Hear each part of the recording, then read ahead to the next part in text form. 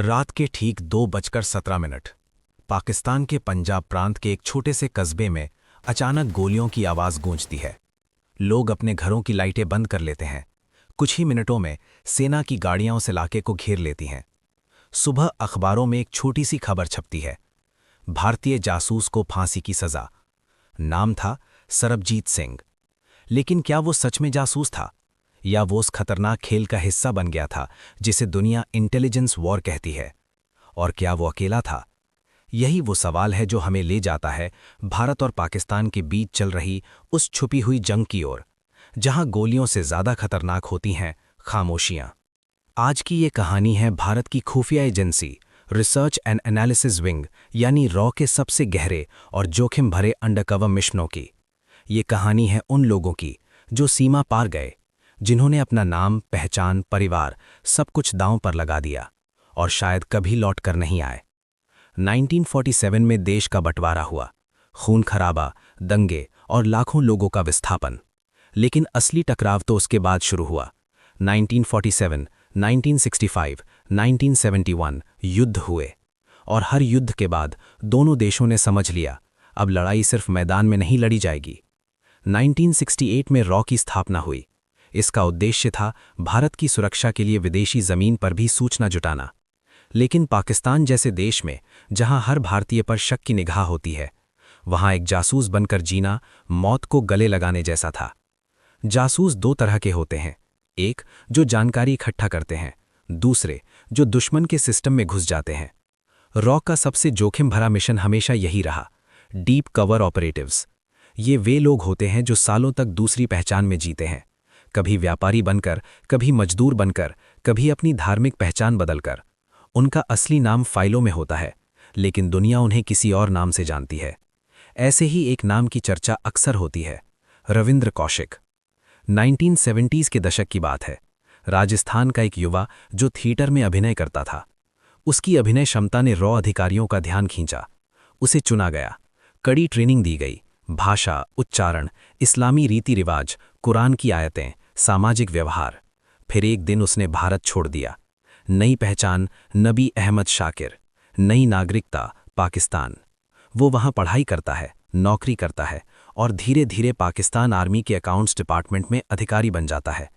सोचिए, एक भारतीय जासूस दुश्मन देश की सेना के अंदर। 1979 से 1983 तक उसने भारत को महत्वपूर्ण सैन्य जानकारी भेजी। उसकी सूचनाओं ने भारत को रणनीतिक बढ़त दिलाई। लेकिन जासूसी की दुनिया में सबसे बड़ा खतरा है खुलासा। 1983 में एक और भारतीय एजेंट पकड़ा गया। पूछताछ में नेटवर्क उजागर हुआ। रविंद्र कौशिक गिरफ्तार कर लिया गया। उसे कठोर यातनाएं दी गईं, लंबी सजा सुनाई गई और वर्षों तक जेल में रखा गया।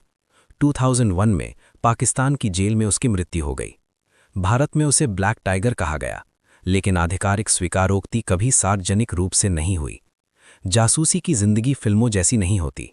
ये गुमनामी, डर और लगातार सतर्कता की जिंदगी होती है। रॉ कभी अपने एजेंट्स की सार्वजनिक पुष्टि नहीं करती, क्योंकि एक स्वीकारोक्ति अंतर्राष्ट्रीय तनाव पैदा कर सकती है। दूसरी ओर पाकिस्तान की खुफिया एजेंसी इंटर सर्विसेज इंटेलिजेंस यानी ISI भी उतनी ही सक्रिय है। दोनों एजेंसियों के बीच ये संघर्ष दशकों से चल रहा है, कश्मीर से लेकर अंतर्राष्ट्रीय मंचों तक। 1971 के युद्ध में खुफिया नेटवर्क ने निर्णायक भूमिका निभाई। पूर्वी पाकिस्तान में स्थानीय समर्थन और सूचना तंत्र ने भारत को रणनीतिक बढ़त दिलाई। युद्ध सिर्फ 13 दिनों में समाप्त हुआ। 93,000 पाकिस्तानी सैनिकों ने आत्मसमर्पण किया। ये उदाहरण था जहां सूचना ने हथियारों से ज्यादा असर दिखाया। 1999 में कारगिल युद्ध के दौरान इंटेलिजेंस पर सवाल उठे, लेकिन युद्ध के दौरान संचार अवरोधन और विश्लेषण ने भारतीय सेना को महत्वपूर्ण मदद दी। आधुनिक दौर में जासूसी बदल चुकी है। अब ये सिर्फ सीमा पार जाने तक सीमित नहीं है। साइबर निगरानी, तकनीकी विश्लेषण, मानव स्रोत सब मिलकर काम करते हैं। हर बड़े सैन्य अभियान से पहले विस्तृत खुफिया जानकारी जुटाई जाती है। बिना सटीक सूचना कोई भी कार्रवाई सफल नहीं हो सकती। लेकिन सबसे बड़ा सवाल आज भी वही है, क्या भारत का कोई डीप कवर स्पाई आज भी पाकिस्तान में है? इसका उत्तर सार्वजनिक रूप से कभी नहीं मिलेगा, क्योंकि जासूसी की दुनिया में सफलता की पहचान है कि कोई आपको पहचान न सके।